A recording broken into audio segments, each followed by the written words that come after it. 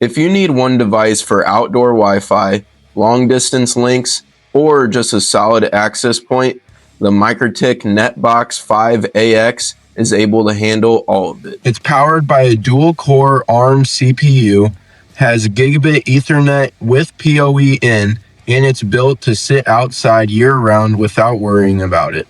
You're getting 5 GHz of Wi-Fi 6, but the bigger thing is the antenna flexibility. It's got an RP-SMA connectors, so you can run an omni antenna if you're trying to cover an area, or switch to something directional if you're trying to shoot a link out over distance. You're not stuck with one setup, which makes this way more useful depending on where you're deploying it. With the right antenna, you can push this pretty far. MikroTik says you can push it about 30 kilometers, but it really depends on your setup. For most people, covering a property or linking a couple buildings is no problem.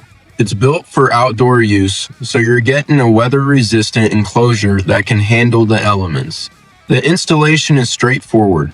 You've got a pole mount, clean cable routing, and you can power it over PoE, so you're not running extra lines. If you need something flexible for outdoor Wi-Fi or linking locations together, this makes sense.